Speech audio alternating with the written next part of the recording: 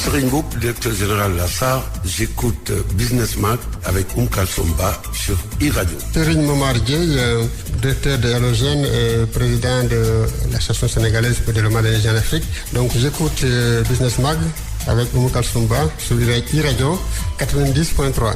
Docteur Makumba Diouf, directeur de l'horticulture. J'écoute Business Mag avec Oumou Kalsomba sur e-radio.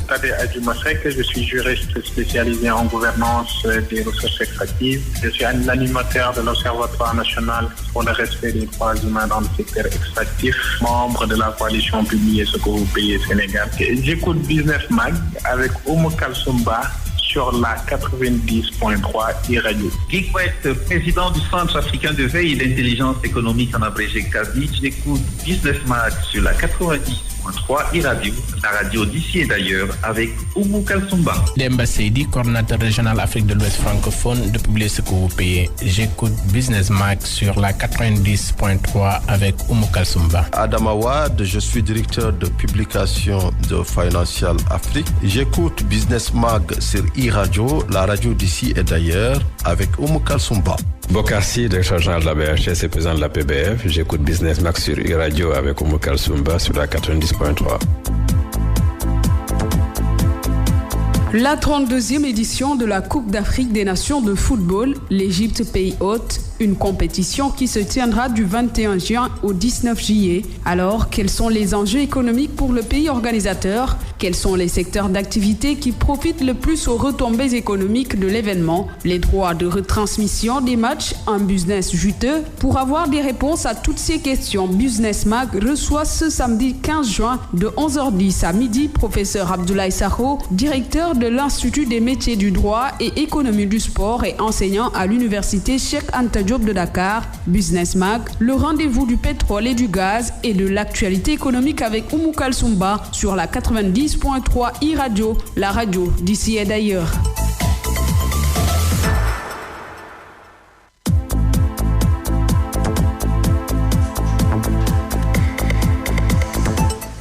Merci d'être à l'écoute de la 90.3 e-radio. Bienvenue dans Business Mag, le rendez-vous du pétrole, du gaz et de toute l'actualité économique. Justement, les enjeux économiques pour un pays organisateur d'un événement sportif à l'image de la Coupe d'Afrique des Nations. Notre thème du jour, le prétexte, oui, la CAN qui se tiendra en Égypte dans précisément 6 jours. Pour en parler, Business Mag reçoit Abdoulaye Sakho, directeur des métiers du droit, fondateur du Master droit en économie du sport. Et vous êtes également professeur à l'université Cheikh Anta Diop de Dakar. Professeur, merci d'avoir accepté mon invitation. Bonjour. Bonjour, professeur. Merci de votre disponibilité. C'est moi. J'espère que vous n'avez pas souffert à cause des escaliers. Non, du tout. En bon sportif. C'est vrai que c'est un peu loin, mais quand même.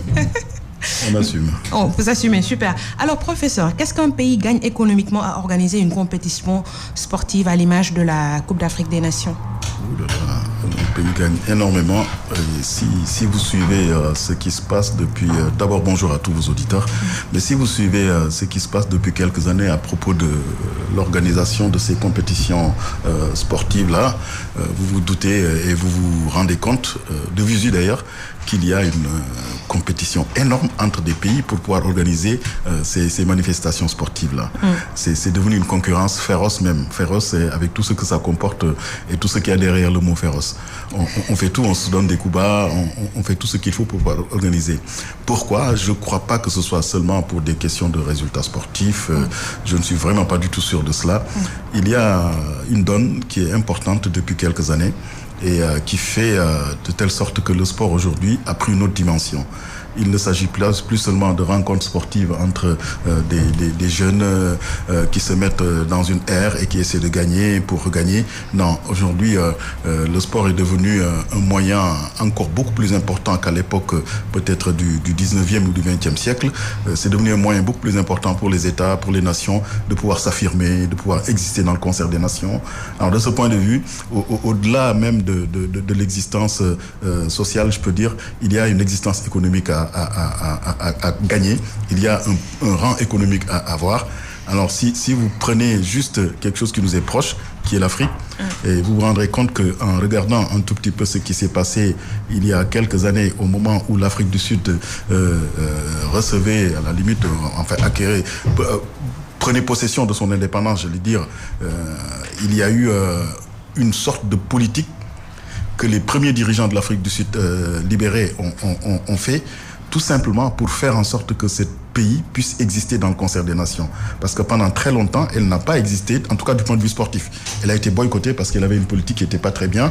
Alors du coup, quand ils sont venus, et l'une des premières choses que Nelson Mandela a réussi, c'est de convaincre les dirigeants sud-africains de pouvoir organiser dans leur pays toutes les manifestations sportives mondiales, sans exception, jusque même des Coupes du Monde de voile, pour vous dire. Et cela, c'est pour vous dire que le sport a une dimension qui aujourd'hui permet de souder une nation, de faire exister une nation. Mais au-delà de cet aspect social, je crois que l'économie est importante. Oui. Et c'est là où on se rend compte aujourd'hui que des combats énormes sont menés entre pays, entre continents, pour savoir qui va organiser. La Coupe du Monde de football, par exemple. Si on regarde ce qui s'est passé ces dernières années, la Coupe du Monde de football a échappé à beaucoup de pays dits de tradition pays dominants. Notamment les pays européens traditionnellement qui restaient tout ce qui se passait dans le monde et qui étaient les principaux gagnants de la mondialisation. Alors, l'Afrique du Sud a organisé la Coupe du Monde de football. Après l'Afrique du Sud, je crois que c'est allé au Brésil, si je ne me trompe pas. Après le Brésil, je crois qu'il y a eu un épisode Allemagne, mais ça va en Russie. Après la Russie, ça va aller où ça? Qatar. Après le Qatar, ça risque d'aller en Chine. Alors du coup, les anciens, enfin les pays anciennement qui dominent aujourd'hui l'économie mondiale, notamment les États-Unis et les pays européens, se sont dit, mais écoutez, ça suffit. Et ça suffit. Je parle pour que vos éditeurs puissent comprendre, mais c'est un peu plus complexe que cela. Mais ils disent ça suffit. Nous sommes les principaux bailleurs de fonds de ces manifestations parce que les publicités et les sponsors, je ne veux pas faire de publicité ici, mais regardez qui est-ce qui fait la publicité et qui sont les sponsors de ces grandes manifestations sportives. Oui, c'est des entreprises qui viennent de ces pays-là et on les met on les organise dans des pays qui ne sont pas, du point de vue relations internationales, en honneur de sainteté avec eux. Et ils ont dit, top, là, oh là. Et peut-être que ce qui s'est passé du point de vue judiciaire dans ces organisations internationales, il y a peut-être cet enjeu économique qui est en soubassement. Je ne dis pas que c'est cela, mais c'est fort possible. Aussi bien à l'international de l'athlétisme qu'à la FIFA, que peut-être au JO et certainement à la CAF. Il y a peut-être des choses qui sont passées qui ont fait de telle sorte qu'il a fallu peut-être pour certaines nations un recentrage pour qu'ils puissent à nouveau bénéficier des retombées économiques. Capter les fonds. Absolument. Tout à l'heure, en parlant, vous avez cité l'exemple des États-Unis. On a constaté dernièrement on sait que les États-Unis sont un pays de basketball et de football américain, comme on a l'habitude de lire. Mais dernièrement, on a constaté que les États-Unis d'Amérique commencent à s'intéresser au football et qu'ils ont une équipe qui fait des performances. Oui, une équipe très compétitive. Les États-Unis, vous savez, c'est la grosse puissance mondiale, mais elle n'a jamais été intéressée par ce qu'eux, ils appellent le soccer d'ailleurs, le football, qui est le sport le plus populaire au monde. Eux, le sport qui se déroule aux États-Unis, de par leur puissance économique, à la limite, ils l'ont imposé. C'est le basketball et c'est le baseball. D'ailleurs, quand un champion sort dans ces sports-là, ils appellent cela pas champion des États-Unis, mais champion du monde, parce que ce sont les seuls à le faire. Bon. Mais aujourd'hui, ils se sont rendus compte de la popularité et de l'engouement que ça représente. Et des enjeux économiques peut-être derrière. Énorme, énorme. Je vous dis une chose, ce que vous appelez les GAFA là dans votre jargon à vous, Google, Amazon, Facebook et tout cela sont en train aujourd'hui de plus en plus de pénétrer. Et du coup, vous, les médias traditionnels, vous risquez d'avoir des problèmes. Et s'ils pénètrent, ça veut dire quoi? Ça veut dire qu'on a peut-être même plus besoin d'avoir toutes ces infrastructures pour pouvoir regarder ces informations. On va s'adapter. J'espère que vous allez vous adapter. Bien sûr. Surtout les Africains. Il ne faudrait pas qu'aujourd'hui, l'habitant du village le plus profond du Sénégal, avec son smartphone, puisse regarder des manifestations et que nous, ça ne nous profite pas. Ce serait grave. Donc il faudrait qu'on trouve les moyens, nous, de pouvoir également capter quelque chose sur ce plan-là. En fait, pour vous dire qu'une chose, effectivement, il y a de gros enjeux, de très gros enjeux derrière ces manifestations sportives-là. J'ai juste donné l'exemple des enjeux de pouvoir qu'il y a autour de cela, mais les enjeux économiques, ils sont là et ils sont bien présents. Et ça permet aussi à un pays qui organise de pouvoir, pour pas dire se développer, mais de pouvoir bénéficier d'un certain nombre de retombées qui vont participer et contribuer à son développement. Aujourd'hui, si je prends...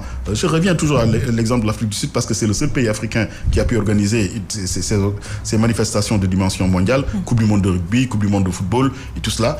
Cette Afrique du Sud, moi, j'ai un peu visité et j'ai vu comment la préparation de la Coupe du monde de 2010 a énormément aidé, aussi bien du point de vue tourisme que du point de vue transport. Aujourd'hui, nous, dans notre pays, on parle de TER, qui doit relier une zone assez éloignée de Dakar Centre lui-même.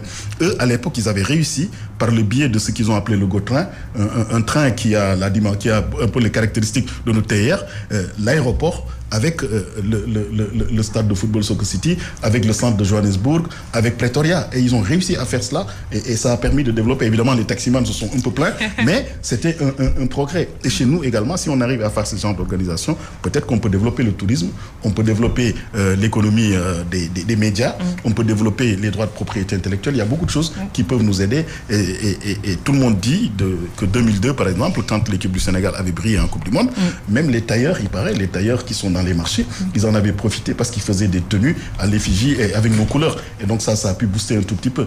Donc je crois qu'on n'a pas les instruments de mesure, mais si on s'y met, on sera... C'est une réalité. Absolument. Justement, c'est pour cela que je trouve important d'essayer de décrypter quels sont les secteurs qui profitent plus à ces événements, à l'image de la CAN ou de la Coupe du Monde. Vous avez parlé du tourisme, il y a aussi le secteur informel, il y a le petit commerce aussi. Et dites-nous-en un peu plus par rapport à cela. Oui, vous savez, organiser, c'est peut-être la conjonction de plusieurs facteurs. Et organiser également, c'est peut-être prendre en compte tous les défis qui se posent au développement des différents pays. Les pays qui veulent organiser vont profiter de cette organisation pour arriver à booster ces différents secteurs dont vous parlez. Le premier des secteurs, et c'est souvent en termes d'enjeux qu'on le pose, l'emploi. L'emploi et juste les salaires.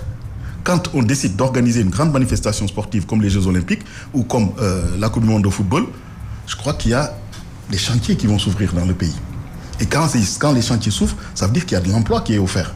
À quel prix? Je ne sais pas trop. Chaque fois, quand vous regardez, on tape un tout petit peu sur le Qatar en disant qu'ils surexploitent les ouvriers, ils font ceci ou cela. Mais une chose est certaine, au-delà des violations des droits de l'homme, il y a peut-être de l'activité économique qui se développe. Donc, ce premier point peut être suffisamment important. Bon, l'emploi et les salaires, c'est mitigé.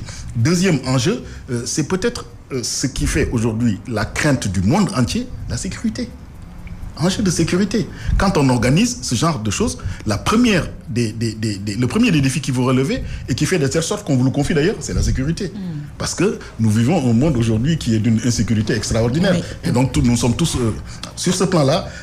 Si on arrive à organiser, on va peut-être améliorer le dispositif sécuritaire dans le pays et peut-être améliorer également tout ce qui tourne autour de ces questions-là. Troisième chose, je viens de vous le dire, les transports. Parce que quand on organise dans un pays ou sur un continent ou quand c'est une co-organisation, il faut que les gens puissent se déplacer assez rapidement, très très rapidement. Moi je me souviens, j'ai eu la chance d'assister et d'être présent à la Coupe du Monde 2010 et la manière dont j'étais dans un groupe qui a pu se déplacer et qui a pu voir 5 rencontres à des endroits totalement différents.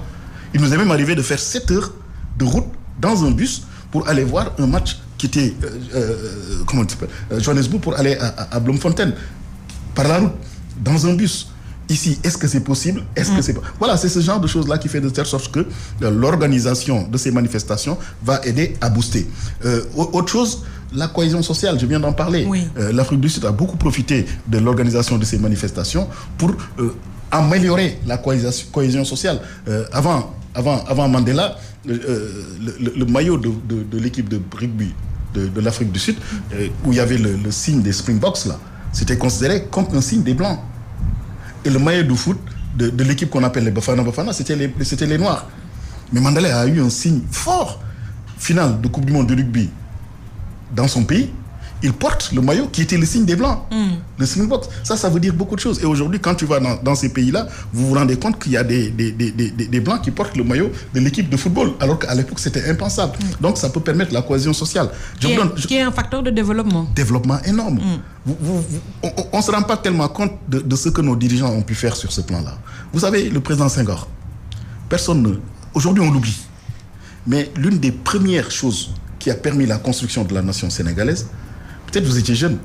Et moi, vous n'êtes même pas né. Moi, j'étais très jeune. J'ai de vagues souvenirs de cela. Ce sont les Jeux de l'amitié. Les Jeux de l'amitié, 1963, ici à Dakar.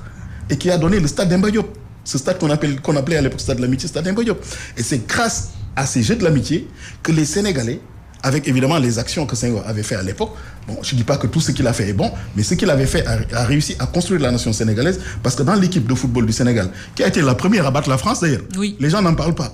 Mais dans cette équipe, il y avait des gens de Ziguinchor, des gens du Fouta, des gens d'un peu partout. Et les Sénégalais se sont retrouvés derrière cette équipe, et ça a permis de consolider la construction de la nation sénégalaise. Donc sur ce plan-là, je crois qu'il faudrait qu'on réfléchisse un tout petit peu pour voir. Et mieux, il est allé plus loin. Je crois qu'on n'a pas beaucoup étudié les relations entre sport et politique.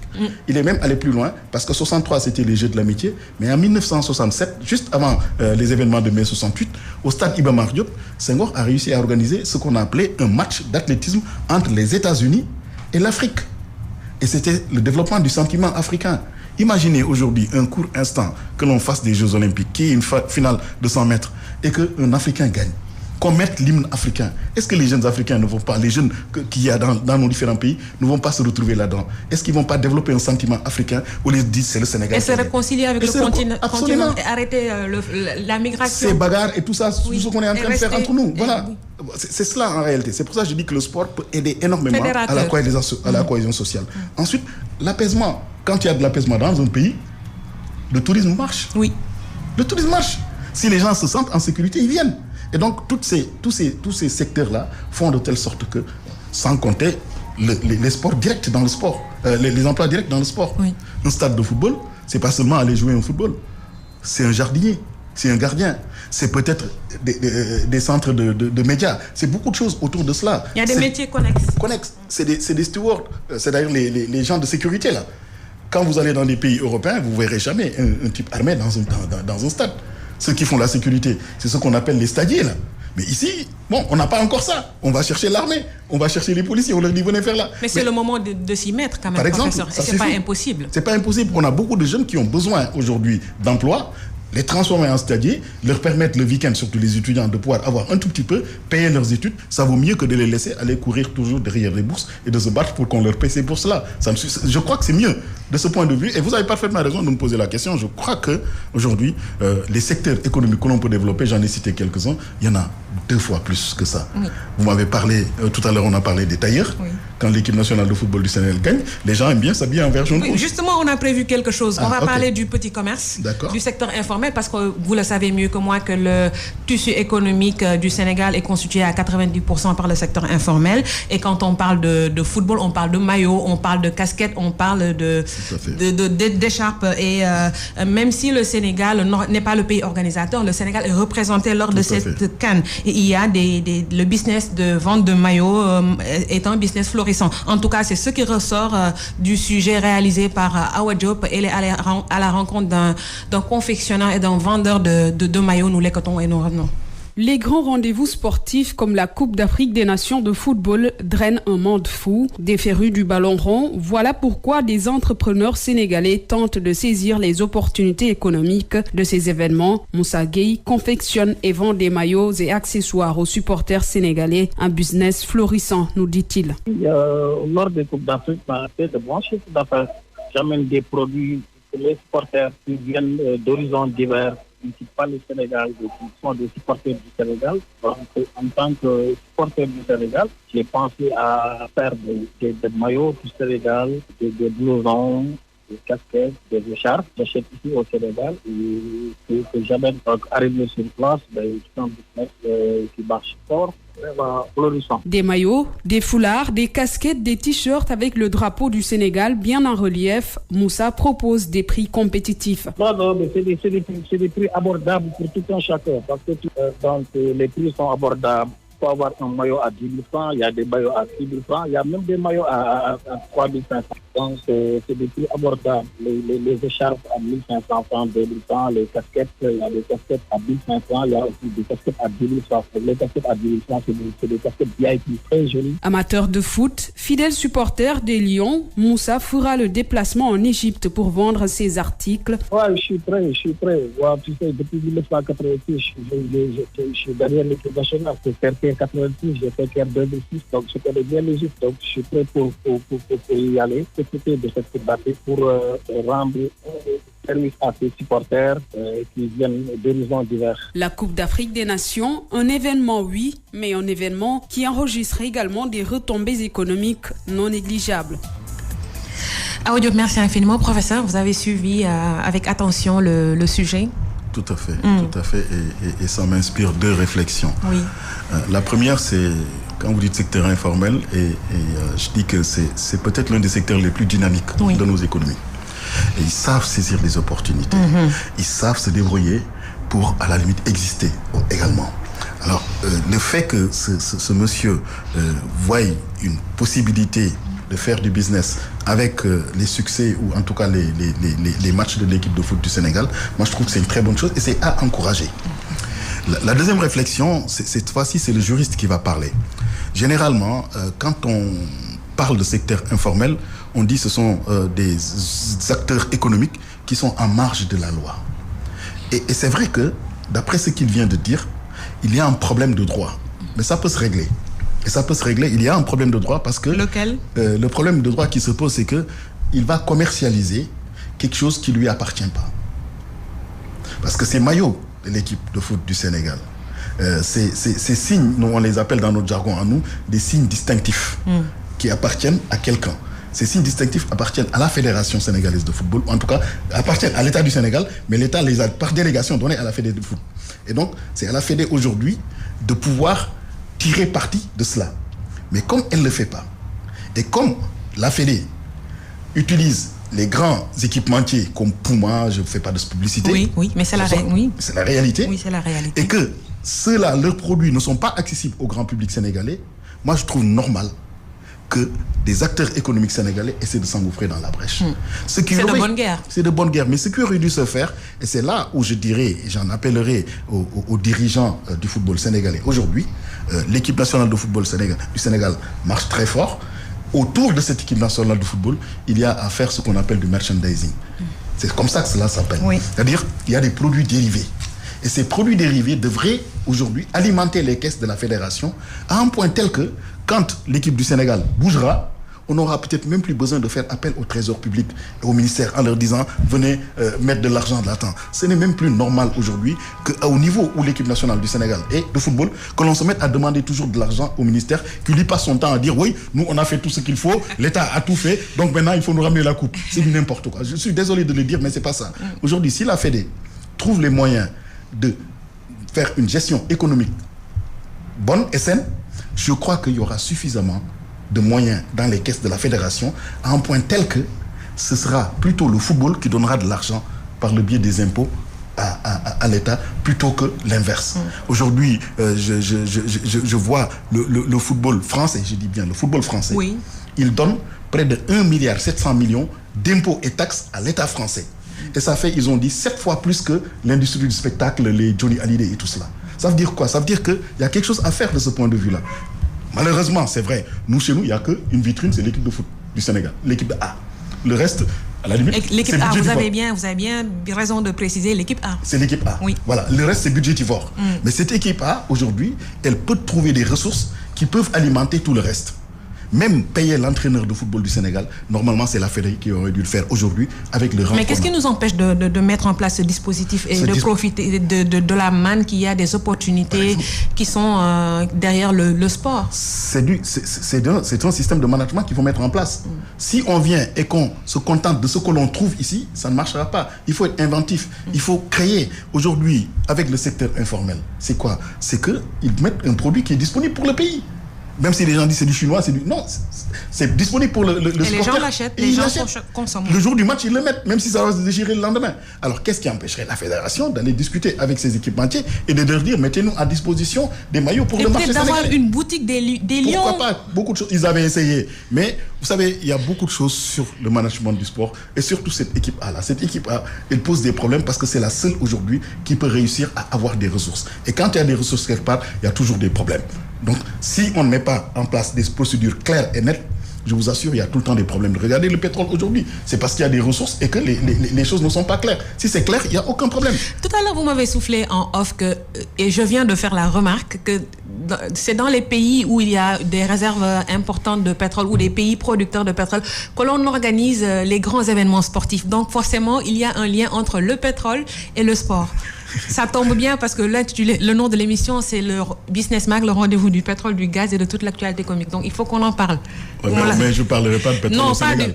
pas du sujet. Ouais. Mais tout à l'heure, vous m'avez soufflé et que quand j'ai pris du recul, j'ai reconnu que c'est vrai. C'est juste. Oui. C'est en fait. Comme le Qatar, par exemple. Voilà. Organiser l'événement sportif, ça va avec des ressources, avec un financement. Or, aujourd'hui, les gens ne vous prêtent pas pour faire ce genre de choses-là. Il faut avoir les ressources suffisantes, avoir les reins assez solides pour pouvoir se mettre à organiser. Et depuis quelques années, moi, j'ai fait la remarque pour la Coupe d'Afrique des Nations, la CAN, elle suit la route, ce que j'appelle la route du pétrole. Oui. C'est-à-dire, elle ne vient presque jamais en Afrique de l'Ouest. Peut-être qu'on va recevoir une canne puisqu'on a du pétrole. Puisqu'on a du pétrole, peut-être qu'ils vont nous donner ça maintenant. Mais sinon, c'est Gabon, Guinée équatoriale, c'est les pays Égypte, c'est ce genre de choses. Le Cameroun a essayé. Le Cameroun, ça n'a pas marché, vous avez vu. Oui. On lui a retiré. Oui. Ils ont essayé, on a dit ça ne va pas marcher. Donc le pétrole est partout. Le pétrole est partout. Le pétrole est dans le sport. Oui. Aujourd'hui, quand on parle de pétrole au sport, c'est Paris. C'est la France. Le seul club aujourd'hui qui est supposé être parmi les grands en France, c'est un club qui est soutenu par le pétrole. C'est le Paris Saint-Germain. Et derrière, il y a le Qatar. Oui. Donc, ça veut dire que la richesse aujourd'hui des nations, si Adam Smith devait écrire son livre sur la richesse des nations, il mettrait peut-être plus l'accent sur les ressources naturelles du pétrole et peut-être sur l'économie du savoir. Mais sur le pétrole, aujourd'hui, c'est le pétrole qui tient le sport aujourd'hui. Et je vous assure, quand la stratégie du Qatar pour la France, ils avaient essayé. Ils avaient essayé en essayant de se mettre sur la culture, les grands monuments français, les Champs-Élysées. Tout de suite, les Français leur ont dit non, ça ne peut pas marcher. Mais ils sont allés voir ce que la France aime. Et qu'est-ce que la France aime? C'est le football. C'est le Paris Saint-Germain. Sarkozy a été, je crois, un des courtiers. Et ils ont pris le Paris Saint-Germain. Aujourd'hui, plus personne, on ne pense même plus que ce sont des Arabes. On n'y pense pas. Oui. C'est quand ça ne marche pas qu'on se rend compte que ce sont des Arabes. Mais là, actuellement, ils ont été intégrés. Et c'est le pétrole qui a permis cela aujourd'hui. Donc, il faudrait qu'on puisse le faire. Si on arrive à bien gérer notre pétrole, peut-être que... Qui sait, on va organiser une CAN. On va y arriver. Non, on organisera une CAN, mais on sera même peut-être un peu mieux considéré dans le concert des nations au niveau. Regardez, en parlant toujours de sport, quel est aujourd'hui l'entraîneur africain qui entraîne en France? Il n'y en a pas. Ouais. En dehors de Omar Daf. Omar Daf, oui, ça c'est à force de persévérance qu'il a réussi à faire cela. Mais l'Afrique n'a pas d'entraîneur. Or, prenez la CAN, il y a combien d'entraîneurs français et étrangers qui sont là-dedans? Ça veut dire quoi? Il y a des choses sur lesquelles il faut qu'on réfléchisse. Et donc, avoir un peu de richesse, comme vous dites, si on a un tout petit peu de richesse, il y a des chances qu'on puisse exister. L'espoir est permis. L'espoir est permis, en tout cas pour le Sénégal. Moi, j'ai beaucoup espoir. Je crois qu'on organisera bientôt une CAN avec toutes les infrastructures qu'il faut. Et justement, avec les infrastructures, pour organiser une CAN, il faut les infrastructures sportives, hôtelières, un investissement important et peut-être de la part des autorités attendre un retour sur investissement, comme on le dit en économie. C'est ça? Tout à fait. Quand vous mettez en place des infrastructures, des réceptifs pour organiser un événement, vous les mettez en place, mais l'événement va durer 15 jours, 1 mois au grand maximum. Les gens partent. À partir de demi-finale, ils sont partis si c'est le football. Et les infrastructures restent. Et les emplois ont été créés entre-temps. Il faut une stratégie, justement, pour maintenir tout cela. Et c'est là où je crois, par moment, nous manquons d'imagination. Je crois. C'est là où nous manquons d'imagination. Aujourd'hui, les gens parlent du Gabon et d'un stade qu'ils ont construit dans la forêt, qui s'appelle le stade de Oyem, je crois, qui est envahi par la forêt aujourd'hui. Parce que, tout simplement, ils ne savent pas comment l'utiliser. Et ça, c'est ça le problème aujourd'hui de l'Afrique. Le management, il faudrait qu'on s'y mette et qu'on soit prévenant. Qu'on sache faire des stratégies qui nous permettent de dire on va organiser pendant 3 semaines, mais après ces 3 semaines, on fait quoi? Comment utiliser ces infrastructures? On les ferme? Si on doit les fermer, on les ferme. Un point, c'est tout. Mais si on doit les laisser, il faut les rentabiliser. Il faut faire en sorte que ça puisse marcher. Si vous prenez la manière dont on gère aujourd'hui les infrastructures sportives, dans les grands pays de sport, vous vous rendrez compte qu'il n'y a pas que du sport à l'intérieur. Bien sûr. Vous vous en rendez compte? Oui. Tout le monde parle de lieu de vie aujourd'hui. Il m'est arrivé, par chance, de visiter un terrain très mythique de football, qui est le stade du Milan AC, San Siro. Et d'ailleurs, les Sénégalais ont mis du temps à comprendre. C'était un stade qui était partagé entre les 2 grands clubs de Milan. On avait l'impression que c'était le Milan parce que c'était le Milan AC, parce que Milan était à l'époque beaucoup plus célèbre de notre temps, nous, du temps de Ruud van Nistelrooy, les Gullit et tout ça. On disait San Siro, c'était le stade du Milan AC. Mais quand le Milan AC joue là-bas, on l'appelait San Siro. Et quand l'Inter de Milan joue, c'est le stade Giuseppe Meazza. C'est le même stade. Et aujourd'hui, ce stade, moi, j'ai eu la chance de l'avoir visité. Quand vous allez dans les derniers stades, dans les derniers étages de ce stade, c'est des restaurants, c'est des lieux de vie. Il y a même qui prévoient aujourd'hui de mettre des hôtels dans les stades et des chambres d'hôtel directement qui donnent dans le stade. Donc c'est pour vous dire qu'il y a une manière de faire qui ne nous est pas accessible, hein, au contraire. C'est important de le préciser. Ça ne nous est pas accessible. Juste, on a les architectes qu'il faut. Oui. On a les hommes qu'il faut. Les financements, il suffit de les trouver. On a l'expertise qu'il faut. Vous êtes là en face de moi. L'expertise, je ne sais pas si on a l'expertise, mais je sais qu'on a au moins le public qu'il faut. Le public sénégalais aime beaucoup le sport. Oui. Vraiment, quand je les regarde, j'ai même par moments pitié. Je dis, voilà des gens qui, depuis la nuit des temps, rêvent de quelque chose. Et on n'arrive pas à le leur donner. Pourquoi on n'arrive pas à le leur donner? Un de vos confrères a écrit récemment, pourquoi le Sénégal n'y arrive pas? C'est Babacar Khalifa Ndiaye du Soleil, là. Il a écrit pourquoi le Sénégal n'y arrive pas. Il essaie lui aussi de mettre sa pierre à l'édifice. Mais je crois qu'on a des choses à dire de ce point de vue-là et à faire. Et puis surtout, être humble. Oui, l'humilité. Ne pas être pressé. La patience. Sur ce plan-là, je crois que les économistes et les hommes d'affaires nous ont montré la voie. Ils nous montrent la voie. Quand je prends des groupes qui ont plus ou moins réussi aujourd'hui, on en parle, je ne donne pas de nom de groupe, mais ils ont commencé avec le secteur informel. Et ces groupes, aujourd'hui, sont reconnus. C'est des années.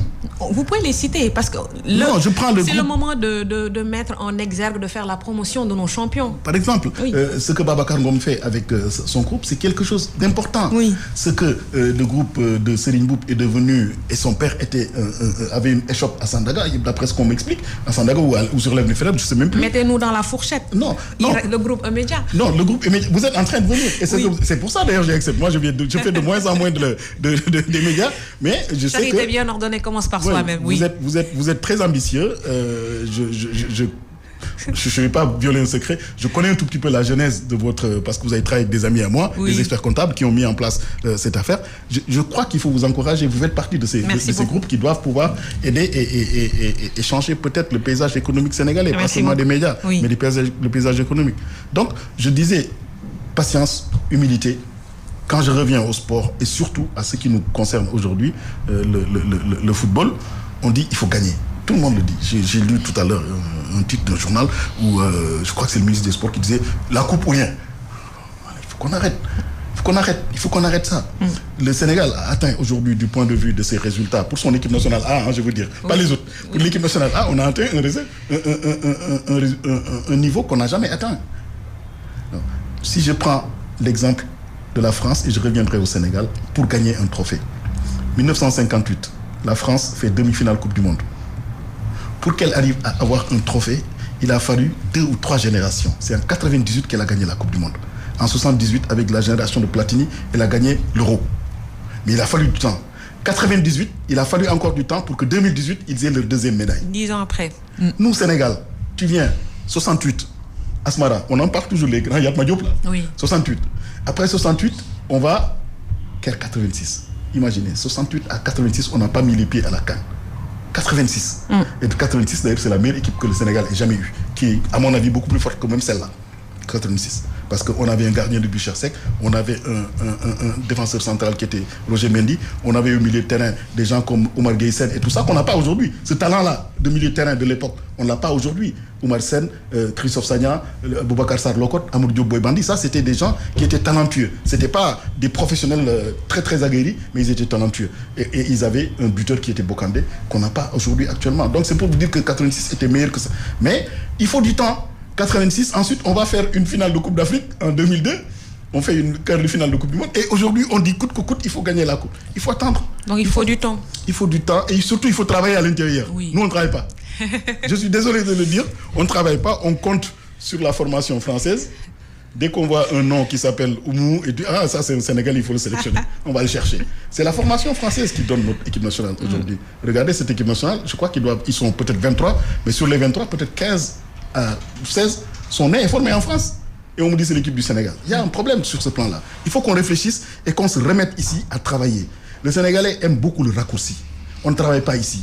Et on veut gagner des choses. C'est vrai qu'on a du talent aujourd'hui, on escompte dessus, on a des gens qui ont travaillé, on a des jeunes qui peuvent aller loin, mais les gars, il faut travailler également dans le pays. Parole de professeur Abdoulaye Sakho, directeur des métiers du droit, fondateur du master droit économie du sport. Vous êtes également professeur à l'université Cheikh Anta Diop de Dakar, juriste de formation, un homme multijambiste. Bon, nous allons parler des droits de diffusion de la CAN, un business juteux. On sait que la RFI a gagné le marché pour les radios et la RTS, faut la citer, ce sont nos concurrents, mais voilà, ils ont gagné le marché des droits terrestres. Donc, est-ce qu'il y a un business juteux derrière les droits de retransmission des matchs? Trop. C'est ce qui fait vivre aujourd'hui. C'est pour ça, je disais tout à l'heure, vous êtes un peu, à la limite, menacé par les réseaux sociaux. Nous, on va s'adapter. Hein. J'espère pour vous. Non, on est déjà dans les starting blocks. Vous vous appelez iRadio et j'espère que vous allez continuer une radio digitale, une télé digitale, un site hyper méga giga digital. Parce que le monde est peuplé. Oui. Or, qu'est-ce qui intéresse derrière ces manifestations? C'est un spectacle. Et les gens ont besoin d'accéder à ce spectacle. Comment accéder à ce spectacle? C'est vous. Oui. C'est vous les médias. C'est pour ça qu'on vous appelle médias. C'est pas immédiat, mais c'est média. C'est quelque chose qui est... Voilà. On passe par vous. Un jeu de mots. Voilà, c'est un jeu de mots. Voilà. C'est pas direct, mais c'est média. Donc, cette médiation des médias, on en a besoin. Et c'est pour ça que vous êtes important dans cette affaire-là. Alors, qu'est-ce qui se passe? Je reviens et je fais un tout petit cours de rien du tout. Oui, allez-y. Quand on est organisateur d'un spectacle, on vous considère, le droit vous considère comme le propriétaire de spectacle. Et quand vous êtes le propriétaire d'un spectacle, vous pouvez en faire ce que vous voulez. Vous pouvez le vendre, vous pouvez faire ce que vous voulez.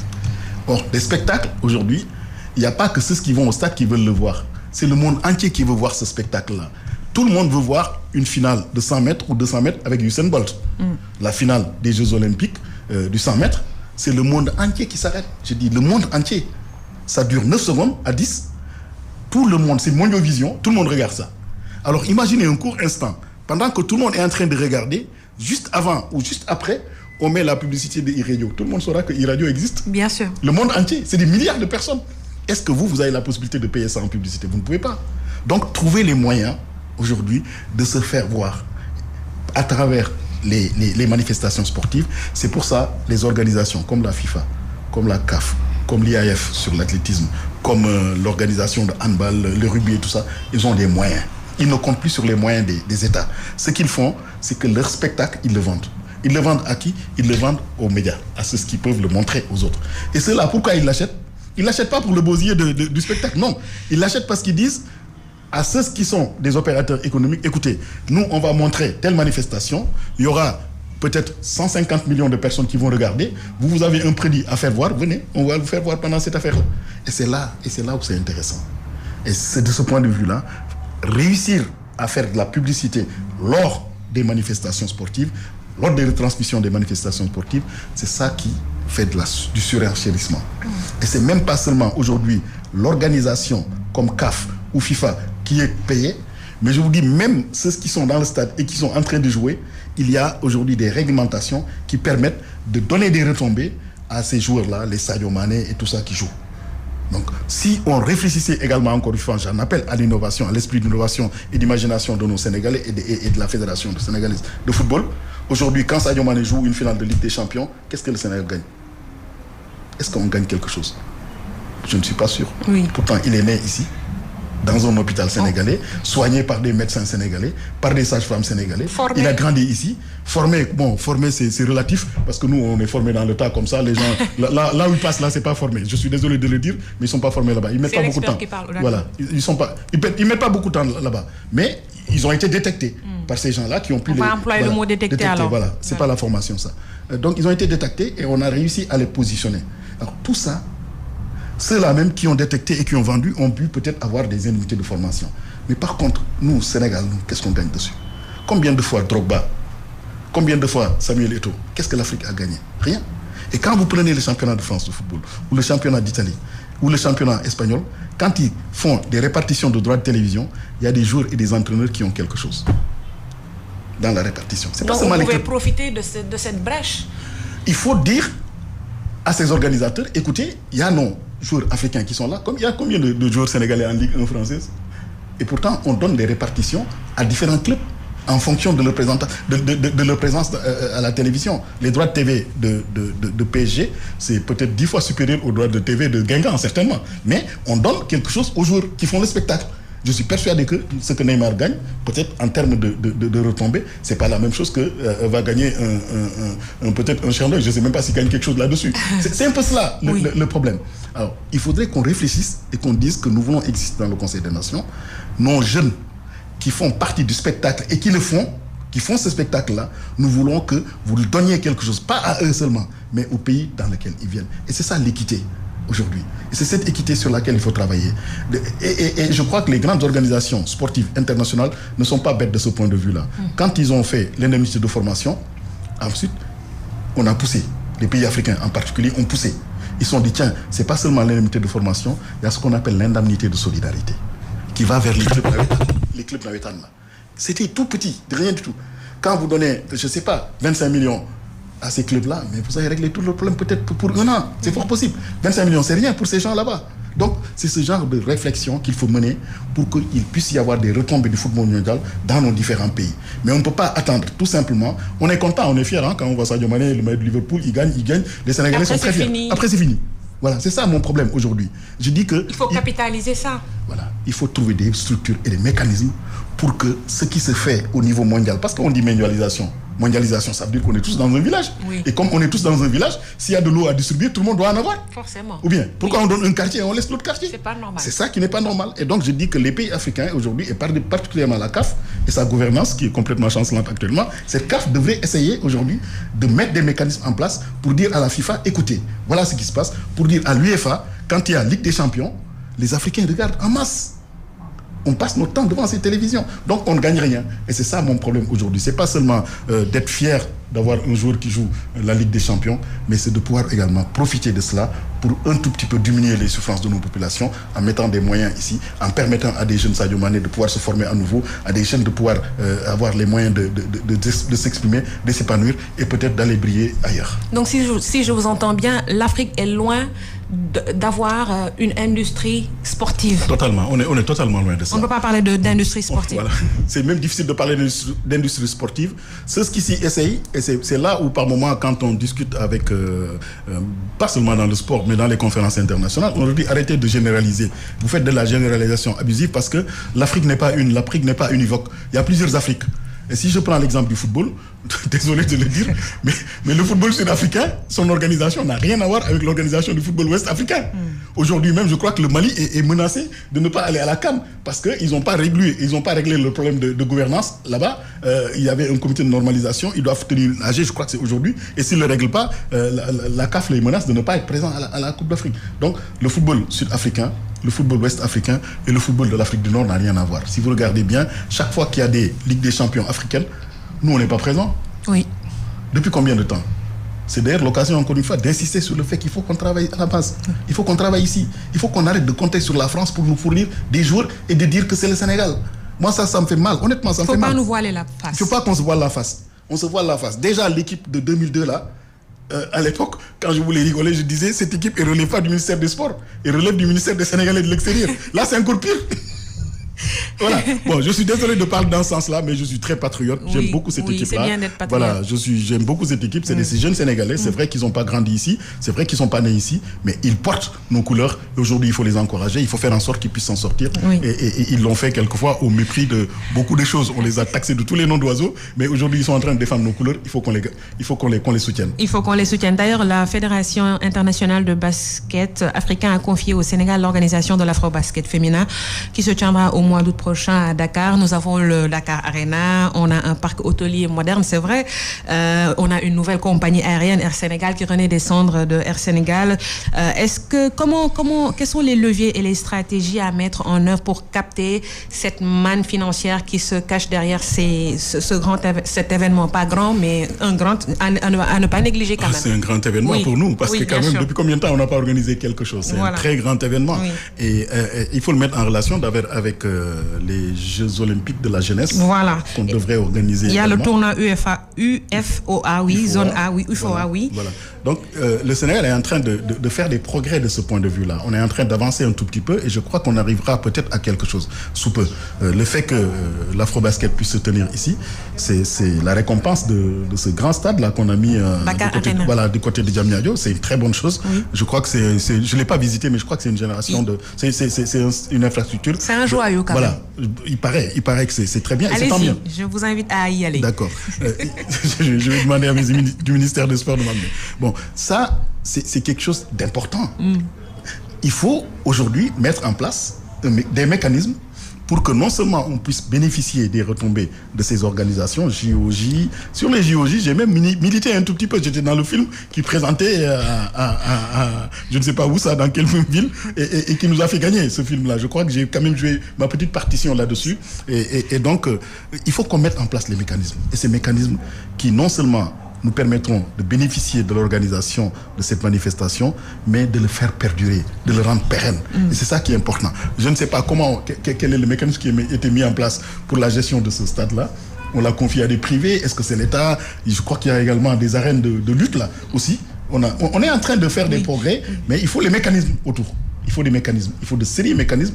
Et cela, je suis désolé de le dire encore une fois, je ne suis pas sûr que ce soit seulement entre les mains du ministère des Sports et des sportifs.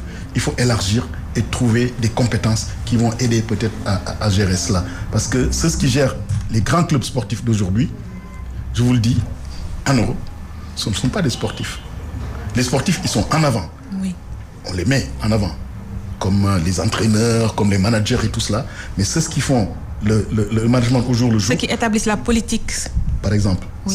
La politique sportive d'un pays, oui. Aujourd'hui, si vous prenez le Paris Saint-Germain, il y a un directeur général. Oui, ils font des juristes. Est-ce que les gens le connaissent? Ils ne le connaissent pas. Ils ont des directeurs généraux. Il y a un travail de base à faire à l'ombre. Il y a des hommes de l'ombre. Il y a des hommes de l'ombre qui font le travail, qui développent l'esprit marketing, qui donnent des stratégies. Et après, bon, ceux qui sont les plus connus, comme les grands entraîneurs, anciens footballeurs, anciens joueurs et tout ça, eux, ils sont devant. Et ça aussi, c'est du marketing. C'est du marketing, oui. Absolument, c'est du marketing. Oui, on ne saurait finir, professeur, sans parler de la reconversion des grands sportifs. En tout cas, on va se pencher sur le cas du Sénégal. Il y avait le cas Ferdinand Coly qui à un certain moment a un peu boudé parce qu'il voulait lancer un projet et que d'après lui, en tout cas, on lui a mis les bâtons dans les roues. Donc, est-ce que pensez-vous qu'au Sénégal, la reconversion de nos grands sportifs est un problème et que faudrait-il faire pour les aider à vraiment passer de l'autre côté, comme on dit? Là, je suis content pour cette question. Vraiment, c'est une très très bonne question parce que moi, je suis éducateur et depuis quelques années, je suis en train je monte à la limite une formation spécifique qu'on appelle master et qui est ouverte aux anciens sportifs justement. Avec beaucoup de difficultés, je ne le cache pas. J'ai d'énormes difficultés parce que je l'ai ouvert à l'université Cheikh Anta Diop il y a quelques années et j'ai voulu l'ouvrir à d'anciens sportifs. J'ai eu d'énormes difficultés et la difficulté, c'est le fait de me dire ouais, non, il n'a pas de maîtrise, il n'a pas de ceci, il n'a pas de cela. Le problème des diplômes. Alors du coup, il y en a une qui a réussi à passer entre les mailles du filet et je suis très fier de le dire aujourd'hui. Et cette personne aujourd'hui, elle dirige la FIBA Zone 2.